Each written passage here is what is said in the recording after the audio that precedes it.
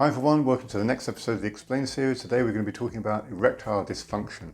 Erectile dysfunction is where you have the inability to gain an erection, or you have the inability to keep hold of that erection.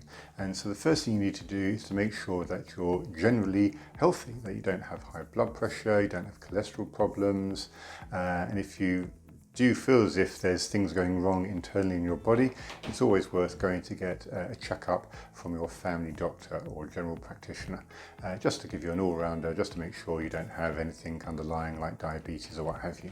If you're a lifelong heavy smoker and you've been smoking for decades, it could be that there's a problem with your arteries. So it's very important to get a general health checkup if you're not living a healthy lifestyle. But if you are generally healthy and most of my people who are watching this channel are generally quite young as well, and you're not overweight and you do a lot of exercise and you don't smoke and you're still having problems with erectile dysfunction, then we need to have a little bit of a rethink about what's going on. So the most important question is, well, do you ever have morning glory? That's where you wake up with an erection. Now, it doesn't have to be every day. It could only be once every 2 weeks or once a month. And the older you get, the less likely you will wake up with morning glory.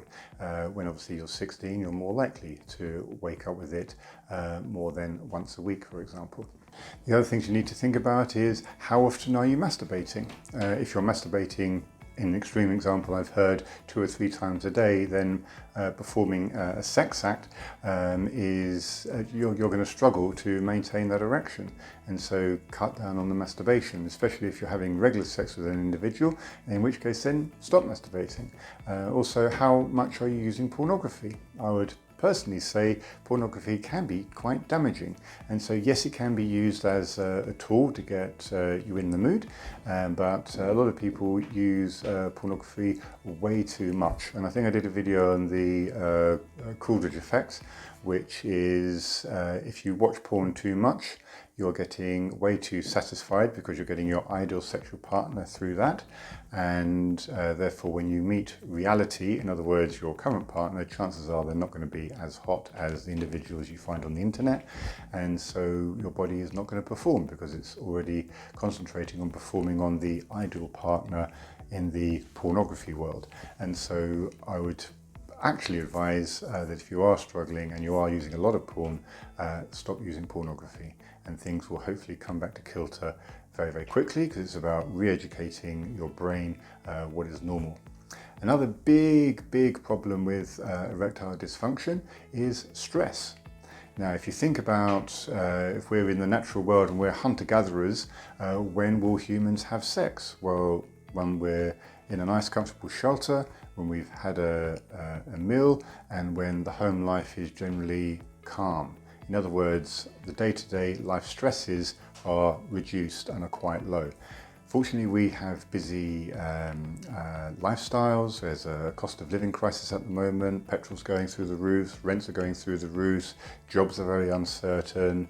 If you have relationship difficulties and you're arguing a lot, none of these things are going to make you horny, to put it bluntly. And so to gain an erection in these circumstances, and especially if you've got lots of stresses in the background, you are not going to keep an erection when you've got all this stress going on.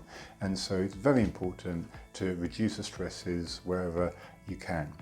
And the last section I want to come on to for erectile dysfunction, this is really, really important, is how do you view your goal in sex? What is your goal? What is your view? What is your end point? Now, if your end point is to ejaculate and to come, and just that's the only thing I want to do, is and that's the main goal, then you're going to struggle, because that is the wrong goal to have during sex. And a lot of individuals have that goal when they come to me. And I do turn around to them and say, well, maybe what you should do is rebalance your goal and think about your partner being the center of your sexual attentions, and forget about your own satisfaction, because if your partner is any good, they should put you at their center of their sexual attention. And so if you're both concentrating on one another, both of you will hopefully get satisfied. And if you're an individual, I've had quite a few individuals over the past month, about 10, all coming in with erectile dysfunction, and all of them have it very, very good looking individuals, and all of them basically saying to me they're having lots and lots of partners and they're just struggling to perform. That's because you're not a performing animal, okay? You're not providing a service. You are there to have mutual sex and satisfaction with another human being. And the way you do that is by having a mutual experience, by talking to the individual, and if you're not talking, to have an equal conversation through body language.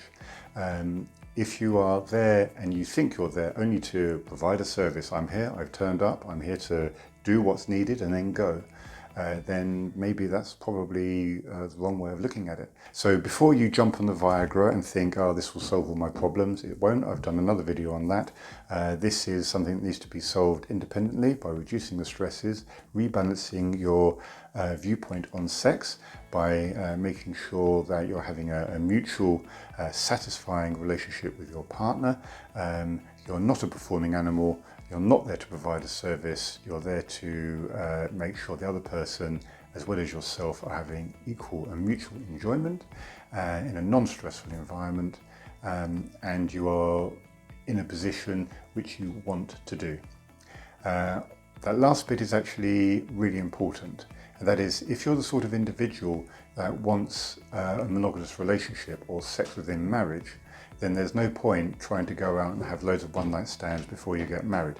You're going to be unhappy because intrinsically it goes against your internal moral framework. If, however, you're an individual which finds that all a little bit too suffocating, and some people find marriage crucifyingly suffocating, then it's about being honest with yourself in terms of what you need.